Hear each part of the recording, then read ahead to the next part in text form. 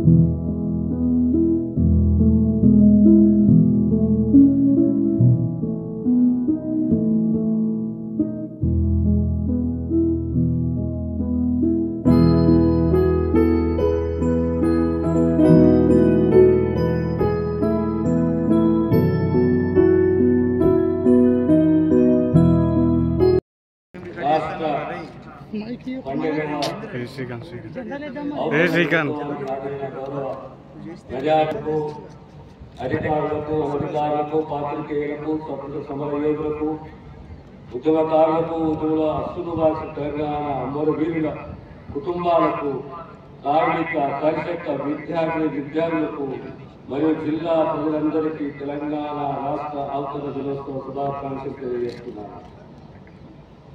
రాష్ట్ర సాధన కోసం సాగిన మహోద్యమంలో పాలు పంచుకున్న వారందరికీ శుభాభినందనలు. ఈ సందర్భంగా ప్రాణాలు సైతం త్యాగం చేసిన అమరవీరులకు అందరికీ ఘన నివాళులు అర్పిస్తున్నాను. తెలంగాణ రాష్ట్రాన్ని భారతదేశంలోనూ ప్రపంచ స్థాయిలో అగ్రస్థానంలో నిలిపేందుకు గౌరవ ముఖ్యమంత్రి రేవంత్ రెడ్డి గారి నాయకత్వంలో తెలంగాణ రైజింగ్ 2047 విజన్తో ప్రజా ప్రభుత్వం ముందుకు సాగుతుంది. తెలంగాణ రాష్ట్ర అభివృద్ధికి ఆర్థిక సామాజిక పరిపాలన రంగాలలో ఆదర్శవంతమైన లక్ష్యాలతో తెలంగాణ రైజింగ్ 2047 విజన్ డాక్యుమెంట్ ను రూపొందించినట్లు గౌరవ ముఖ్యమంత్రి రేవంత్ రెడ్డి గారు ఇటీవల జరిగిన నీతి ఆయోగ్ సమావేశంలో వెల్లడించారు. తెలంగాణ రైజింగ్ 2047 విజన్ లో 4 కీలక అంశాలున్నాయి. పేదల సంక్షేమం, సమగ్ర పాలసీల రూపకల్పన, ప్రపంచ స్థాయి ఇన్ఫ్రా డెవలప్మెంట్, పారదర్శక సుపరిపాలన లక్ష్యాలకు ప్రాధాన్యం ఇస్తున్నారు. ఈ లక్ష్యాల సాధనకు ప్రభుత్వం ఇప్పటికే పలు చర్యలు చేపట్టింది. తెలంగాణ సమగ్రాభివృద్ధికి ఇప్పటికే welfare and social justice policy, green energy policy, infra and development policy, tourism పాలసీని ప్రభుత్వం సిద్ధం చేసింది. ఈ విజన్ డాక్యుమెంట్ భవిష్యత్ తెలంగాణకు ఒక భగవద్గీత, తెలంగాణ రూపురేఖలను మార్చేస్తుంది. ఆడబిడ్డలకు పండడంలో ఆడబిడ్డలు ఆనందంగా ఉన్న ఇంత మహాలక్ష్మి తాండవిస్తుంది. అందుకే రాష్ట్రంలో 1 కోటి మంది ఆడబిడ్డలు కోటీశ్వరులు చేయాలన్న సంకల్పంతో ప్రభుత్వం అనేక కార్యక్రమాలు చేపట్టింది. ఆర్టీసీ బస్సులో ఉచిత ప్రయాణం, 500 రూపాయలకి వంట గ్యాస్ సరఫరా, 200 యూనిట్ల ఉచిత విద్యుత్ సరఫరా, ఇందిరమ్మ ఇల్లు వంటి పథకాలతో పాటు సంపన్నులతో సమానంగా తెలంగాణ మహిళలతో విద్యుత్ ప్లాంట్ కూడా ఏర్పాటు చేయించాలని ప్రభుత్వం నిర్ణయించింది. మహిళలు పెట్రోల్ బంకుల నిర్వహణ, మహిళా శక్తి క్యాంటీన్ల నిర్వహణ చేపట్టారు. శిల్పారామంలో 100 ఇందిరా మహిళా శక్తి స్థానాలను ప్రభుత్వం ప్రారంభించింది. మహిళా సంఘాల ద్వారా 600 బస్సులు కొనుగోలు చేయించి ఆర్టీసీ అద్దెకు ఇవ్వాలని నిర్ణయించాము. ఇందులో 150 బస్సులు ఇప్పటికే అందజేయడం జరిగింది. రైతులకు రుణ విముక్తి, దేశ వ్యవసాయ చరిత్రలో నిలిచిపోయేలా అధికారంలోకి వచ్చిన కేవలం 8 నెలల కాలంలో 25,35,000 మంది రైతులు రుణ విముక్తులు చేయడం జరిగింది. 20,617 కోట్ల రూపాయల రుణమాఫీ చేశాము. రైతుకు పెట్టుబడి సాయం పెంచి రైతు భరోసా పథకం కింద ఎకరానికి 12,000 రూపాయల ఆర్థిక సాయం అందిస్తున్నాము. రైతులు పండించిన ప్రతి గింజను కొనుగోలు చేస్తూ ధాన్యం కొనుగోలు చేసిన 24 గంటల్లో రైతు ఖాతాలో నగదు జమ చేయడం జరుగుతుంది. గత ఏడాది 2.90 కోట్ల ధాన్యం పండించి తెలంగాణ రైతులు దేశానికి ఆదర్శంగా నిలిచారు. అకాల వర్షాలకు పంట నష్టపోయిన రైతులకు ఎకరానికి 10,000 రూపాయలు పరిహారం ఇస్తున్నాము. సన్న ధాన్యానికి క్వింటాలకు 500 రూపాయల బోనస్ చెల్లిస్తున్నాము. భూమి లేని వ్యవసాయ కూలీల కుటుంబానికి ఇందిరామ ఆత్మీయ భరోసా కింద ఏడాదికి 12,000 రూపాయల ఆర్థిక సాయం అందజేయడం జరుగుతుంది. నిరుపేదల సన్న బియ్యం, పేదల ఆకలి తీర్పుతో పాటు వారి ఆత్మగౌరవంతో జీవించడానికి ఇందిరమ్మ ఇల్లు సన్న బియ్యం పథకాలను అమలు చేస్తున్నారు. సంక్షేమంతో పాటు సామాజిక న్యాయంలో సైతం తెలంగాణ దేశానికి దిశానిర్దేశం చేస్తుంది. దేశంలో ఎస్టీ వర్గీకరణ ద్వారా సామాజిక న్యాయానికి కట్టుబడి ఉన్నారు.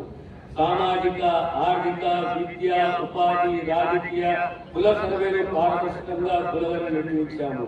ఈసీలకు 42% రిజర్వేషన్ ఇవ్వాలని ప్రభుత్వం నిర్ణయించింది. యువతకు ఉపాధి ఉద్యోగాలు, ఈ రాష్ట్రంలో యువత ప్రజాప్రభుత్వ నిజమైన నిర్మాతలు, ఈ రాష్ట్ర యువత ప్రజా ప్రభుత్వ నిజమైన నిర్మాతలు. వారి భవిష్యత్తు గ్యారంటీ ఇస్తూ యువత ఉపాధి ఉద్యోగ కల్పన లక్ష్యంగా ప్రభుత్వం పనిచేస్తుంది. మొదటి ఏడాదిలోనే 60,000 ప్రభుత్వ ఉద్యోగాలు భర్తీ చేసింది. 3 లక్షల కోట్ల పెట్టుబడులు సాధించి ప్రైవేట్ రంగంలో 1 లక్ష ఉద్యోగాలు సృష్టిస్తున్నారు. రాజీవ్ అభయాత్మ పథకం కింద సివిల్ చదివే వారికి ఆర్థిక సాయం అందిస్తున్నారు. తెలంగాణ $1 ట్రిలియన్ పన్నెల గ్రామాలలో ఎంపిక చేసి తహసీల్దారు మండల స్థాయి అధికారుల సమన్వయంతో విస్తృత బృందాలు ఏర్పాటయ్యాయి. ఈ మండలంలో 23 గ్రామాలలో మొత్తం 1,718 అర్జీలు స్వీకరించడం జరిగింది. వీటిని సర్వే చేయగా 1,417 మందికి ఐటీ పత్రాలు పంపిణీ చేయడం జరిగింది. రెవెన్యూ సదస్సులో భాగంగా ఈ నెల 3 నుండి 20 వరకు ప్రతి మండలంలో రెవెన్యూ సదస్సుల నిర్వహణ చేపడుతున్నాము. గ్రామ పాలన అధికారుల నియామకం తెలంగాణ ప్రభుత్వం నాటి బీఆర్ఓ బీఆర్ఎన్ గ్రామ పరిపాలన అధికారుల నియామకం చేయడానికి తేదీ 25/5 పరీక్ష నిర్వహించారు. అందులో మన జిల్లాకు చెందిన 166 అభ్యర్థులు అర్హత సాధించారు. ఎంపికైన అభ్యర్థులకు నియామక పత్రాలు జారీ చేయే ప్రక్రియ కొనసాగుతుంది. వ్యవసాయ రంగంలో రైతులకు ఇచ్చే చేయూత 2 విధాలుగా ఉండాలి. మొదటి వారికి పెట్టుబడి సంబంధించిన రెండోది వారు పండించిన పంటకు భద్రత కల్పిస్తూ వ్యవసాయ ఉత్పత్తులకు గిట్టుబాటు ధర లక్ష్యంగా ఉండాలి. రైతు బీమా పథకం ఈ పథకం కింద జిల్లాలో 2,48,000 రైతులు నమోదు చేసుకోవడం జరిగింది. జిల్లాలో 2024-25 సంవత్సరంలో మరణించిన 899 మంది రైతు కుటుంబాలకు 5 లక్షల రూపాయల చొప్పున 41,45 లక్షల వారి నామిన ఖాతాలో జమ జరిగింది. పంట రుణమాఫీ రైతు కుటుంబాన్ని యూనిట్గా తీసుకుని 12/12/2018 నుండి 9/12/2020 పథకాలలో పంట రుణం పొందిన రైతాంగానికి గరిష్టంగా 2,30,000 రుణమాఫీ చేయడం జరిగింది. జిల్లాలో మొత్తం 1,04,416 రైతు కుటుంబాలకు 910 కోట్లు 50 లక్షల రూపాయల రుణమాఫీ చేయడం జరిగింది. వైద్య ఆరోగ్య శాఖ ప్రజల ఆరోగ్య సంరక్షణ దిశగా అడుగులు వేస్తూ గతంలో కాంగ్రెస్ ప్రభుత్వం ప్రవేశపెట్టిన రాజీవ్ ఆరోగ్యశ్రీ పథకాన్ని మరింత బలోపేతం చేశారు. 5 లక్షల కవరేజ్ పరిధిని 10 లక్షల రూపాయలకు పెంచుతూ సంవత్సరాల తర్వాత 11 సంవత్సరాల తర్వాత 1,377 చికిత్సల ప్యాకేజీ 22% పెంచడం జరిగింది. కొత్తగా 163 వ్యాధులను చేరుతూ మొత్తం 1,830 వ్యాధుల పథకం పరిధిని విస్తరింపజైంది.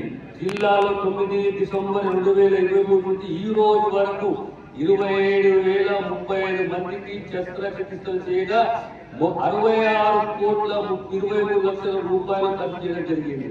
ప్రజల ఆరోగ్య సంరక్షణ ప్రభుత్వ బాధ్యత. కొత్త మెడికల్ నర్సింగ్ కాలేజీ హాస్పిటల్ ఏర్పాటు చేయడం ద్వారా ఈ బాధ్యతలు నెరవేరుస్తున్నది. ప్రజా ప్రభుత్వం 43 కోట్ల రూపాయలను అందులో నర్సింగ్ కాలేజ్ ప్రారంభించుకోవడం జరిగింది. 60 కోట్ల రూపాయలు కొత్తగా 100 పడకల ఆసుపత్రి 50 పడకల మాతా శిశు ఆరోగ్య సంరక్షణ కేంద్రం మంజూరు చేయడం జరిగింది. వటిపల్లిలో 30 పడకల ఆసుపత్రి మంజూరు చేయడం జరిగింది. గ్రామీణ ప్రాంతాలలో నాణ్యమైన ఆరోగ్య సదుపాయాలను మెరుగుపరచడానికి 5 కొత్తగా పిఎస్సీలు మంజూరు చేయడం జరిగింది. అత్యవసర వైద్య సేవల ప్రాధాన్యతను దృష్టిలో ఉంచుకుని మన జిల్లాలో కొత్తగా 108 అంబులెన్స్ వాహనాలను అందుబాటులోకి చేయడం జరిగింది. విద్యాశాఖ మన జిల్లాలోని 1,210 పాఠశాలలు ఉచితంగా పాఠ్య పుస్తకాలను అందజేయడానికి సిద్ధంగా ఉంచడం జరిగింది. Young India integrated residential school Sangareddy జిల్లాలో young India integrated residential school స్థాపనకు తెలంగాణ ప్రభుత్వం ప్రణాళిక రూపొందించింది. ఈ పాఠశాలలో 200 కోట్ల రూపాయల చొప్పున జిల్లాలోని పడాంచెరు, అందోలు, నారాయణగేడ్ అసెంబ్లీలలో ఒక చోట్ల ఏర్పాటు చేయాలని లక్ష్యంగా పెట్టుకుంది. ప్రజా పంపిణీ వ్యవస్థ జిల్లాలో మొత్తం 846 సౌకర్యాల ద్వారా 3,21,017 జిల్లాల రేషన్ కార్డుల ద్వారా 13,08,489 మంది సభ్యులకు ఆహార పథకం కింద ఇస్తారు. ప్రతి నెల ఉచితంగా 8,335 మెట్రిక్ టన్నుల సన్న బియ్యం. జై తెలంగాణ.